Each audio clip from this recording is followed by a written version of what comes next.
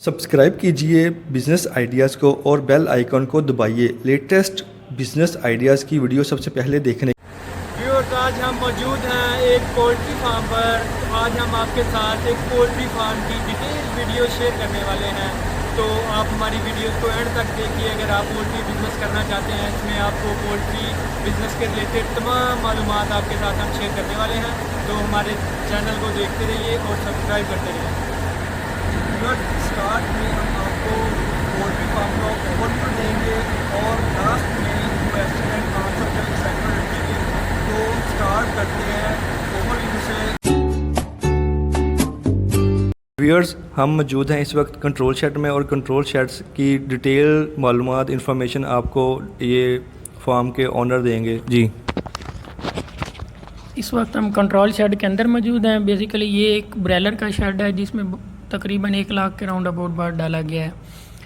आप देख रहे हैं कि बर्ड फीड खाने के बाद आराम कर रहा है, और क्योंकि दिन का वक्त है तो दिन में थोड़ी सी अबस हो जाती है, जिसकी वजह से फ़ैन ऑन करने पड़ते हैं। इसके अलावा जो आप देख रहे होंगे कि बर्ड करीब बहुत ज़्यादा करीब बैठा है, इसकी रीज़न ये है कि ब्रॉयलर में बर्ड को सिर्फ फीड दी जाती है और उसके बाद उसको रेस्ट दिया जाता है। जितना ज़्यादा रेस्ट करेगा, फीड खाने के बाद कम मूवमेंट करेगा, उसका वेट ज़्यादा गेन होगा।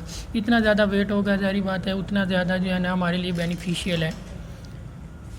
अगर आप देखें तो नीचे इसके बरादा डाला जाता है, इसके लिए टो भी डाली जाती है जो हस्क होता है ये चावलों का, ताकि बर्ड इजी फील करे। इसके अलावा ये ड्रिंकर्स पानी के लिए ड्रिंकल निपल लगी हुई हैं। इसके अलावा ये लगे हुए हैं ऑटोमेटिकली फ़ीड के लिए बर्तन लगे हुए हैं, इसमें फ़ीड्स आती है। बर्ड इससे फ़ीड खाने के बाद इधर ही आराम से बैठ जाता है।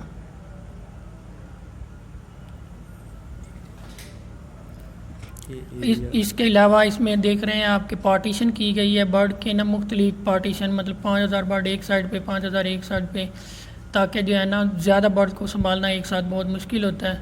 थोड़ा थोड़ा बर्ड जो है ना मुख्तलिफ पार्टीशन में डिवाइड कर दिया जाता है।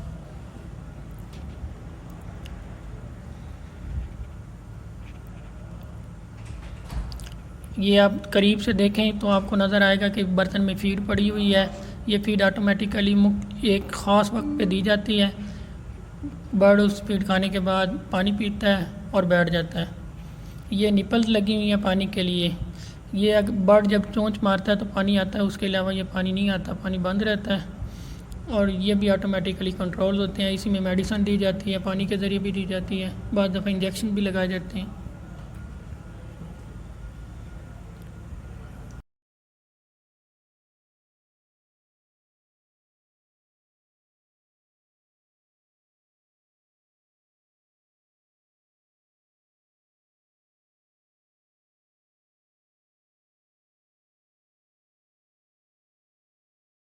व्यूअर्स, मैं इस कंट्रोल शेड के ओनर के साथ मौजूद हूँ, तो ओनर साहब के साथ क्वेश्चन एंड आंसर का सेशन शुरू करते हैं। चलिए शुरू करते हैं वीडियो।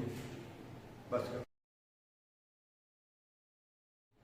लोकेशन बहुत अहमियत की हामिल है। जब आप कंट्रोल शेड बनाने लगे हैं या कंट्रोल शेड ब्रॉयलर का काम करना है या लेयर का करना है, आपने कौन सा भी ओपन शेड है, आपका सेमी कंट्रोल है या कंट्रोल शेड है, लोकेशन सबसे अहम है। आपकी लोकेशन ऐसी जगह पे होनी चाहिए जहाँ पे आपको साफ़ पानी इजीली अवेलेबल हो, उसके अलावा हवा का अच्छा इंतज़ाम हो सके, और पहले वहाँ कोई बीमारियाँ ना फैलती रही हों। अगर वहाँ कोई बीमारियाँ पहले से फैलती रही हैं तो ज़ाहिर बात है उनकी बाकियात अभी तक मौजूद होंगी, हवा में भी उसका असर होगा और आपकी जो मुर्गी है वो उससे बहुत ज़्यादा इफेक्ट होगी, जिसकी वजह से आपको लॉस बेयर करना पड़ सकता है। इसके अलावा आपको ट्रांसपोर्टेशन उस लोकेशन पे इजीली अवेलेबल होनी चाहिए, क्योंकि फीड का मतलब होता है बाद अब मेडिसिन की प्रॉब्लम होती है तो बहुत जल्दी क्विकली मंगवानी पड़ती हैं। इस चीज़ को भी आपने मद्देनज़र रखना है। इसके अलावा कम अज़ कम अगर आप ओपन शेड से शुरू कर रहे हैं अपना कारोबार तो 4 दीवारी होनी चाहिए और सराउंडिंग अच्छी होनी चाहिए, रास्ते बने होने चाहिए, बिल्डिंग बिल्कुल साफ़ सुथरी होनी चाहिए। रजिस्ट्रेशन ज़ाहिर बात है, आप कोई भी छोटा या बड़ा कारोबार कोई भी आप शुरू करते हैं तो आपको सबसे पहले उसे रजिस्टर करवाना चाहिए, क्योंकि रजिस्ट्रेशन आप नहीं करवाते तो बहुत से इदारों की तरफ से आप पे मुख्तलिफ किस्म का दबाव डलता है, बाद में प्रॉब्लम्स होती हैं कई किस्म की। इसलिए कोशिश करें कि सबसे पहले जो है ना रजिस्ट्रेशन का काम मुकम्मल करें, ताकि बाद में आपके ब्रांड को या आपकी फेम को कोई जो है ना यूज़ ना कर सके। टेम्परेचर और लाइट किसी भी कंट्रोल शेड में जो आपकी ब्रीड है उसकी ग्रोथ में बहुत बड़ा किरदार अदा करते हैं। लाइट की टाइमिंग बहुत ज़्यादा अहम होती है। अगर आप शुरू में ही लाइट की टाइमिंग को कंट्रोल करते हैं तो आपकी जो बर्ड है वो टाइम पे सोता है, उसको टाइम पे फीड देता है। टाइमिंग उसकी बहुत होती है, आपको टाइमिंग शेड्यूल बनाना चाहिए कि इतने बजे फीड देनी है, इतने बजे जो है ना हमने लाइट जलानी है, इतनी देर के लिए लाइट जलानी है, डिम लाइट्स जलानी है या तेज़ लाइट जलानी है। इसको बहुत असर होता है। शुरू में लाइटिंग ज़्यादा जलानी पड़ती है, बाद में कम हो जाती है। इसके अलावा टेम्परेचर सबसे अहम किरदार अदा करता है। टेम्परेचर पे आपकी मुर्गी जो है उसकी सेहत का इन्हिसार होता है। वो टेम्परेचर अगर बहुत ज़्यादा दे देते हैं तो वो फिर भी बीमार हो जाती है। अगर टेम्परेचर बहुत कम होता है और उसे सर्दी लगती है तो फिर उसकी प्रोडक्शन भी कम हो जाती है। उसके अलावा वो ज़्यादा टाइम सोती है।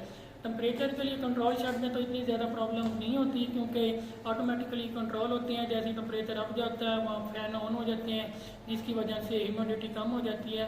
और अगर सर्दी लगती है मुर्गी को, टेम्परेचर मीटर लगे होते हैं, वो ऑटोमेटिकली जो है ना हीटर्स ऑन हो जाते हैं। जबकि ओपन और सेमी कंट्रोल में ये जो है ना खुद ही कंट्रोल करना पड़ता है।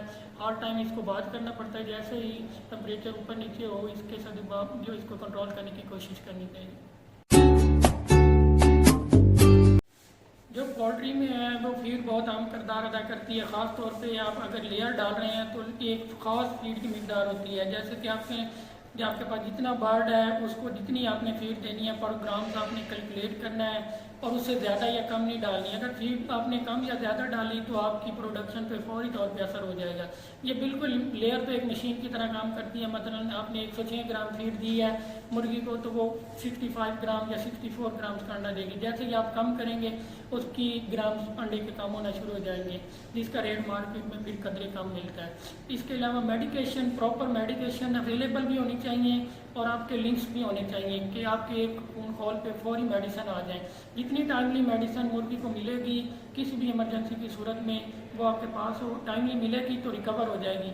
अगर मेडिसिन में देर कर दी जाए तो मुर्गी बाद में रिकवर नहीं होती और आपका बर्ड का काफ़ी लॉस हो जाता है।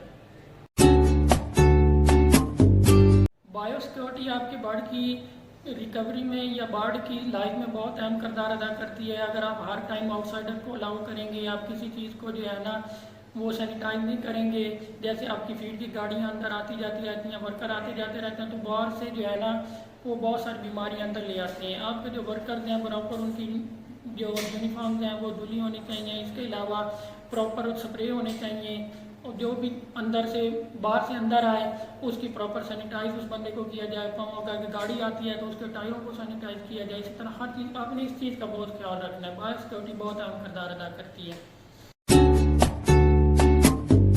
बाकी मैं लोगों को ये रिकमेंड करूंगा कि अगर वो थोड़े अरसे के लिए कारोबार करना चाहते हैं, जैसे उनके पास 6 मंथ है, तो इसमें वो ब्रॉयलर का कारोबार कर लें। ब्रॉयलर मोस्टली 45 दिन में मुकम्मल हो जाता है और इसमें आपको लॉस के चांसेस भी कम होते हैं। आप मार्केट में देखें, आपको लगता है कि रेट जो है मार्केट में अच्छा मिल रहा है तो आप ब्रॉयलर डालें।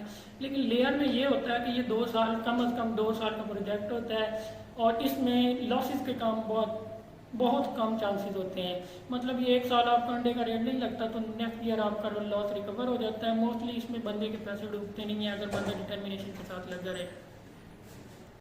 ये कारोबार जो है अगर आप चाहते हैं कि आप बहुत तेज़ी से तरक्की करना चाहते हैं तो आपको यकीनन ये कारोबार करना चाहिए क्योंकि इसमें बहुत जल्द आपको रिजल्ट मिलते हैं। आपका प्रॉफिट बहुत तेज़ी से ऊपर जाता है। अगर ब्रॉयलर डालते हैं तो 45 दिन में आपके पास आप हैंडसम अमाउंट आ जाती है, प्रॉफिट हो जाता है। इस तरह लेयर डालते हैं तो वो भी बहुत जल्द बाकी कारोबार की निस्बत इस कारोबार में बहुत जल्दी रिजल्ट आते हैं और आपके पास जो है ना प्रॉफिट बहुत इंक्रीज करते हैं।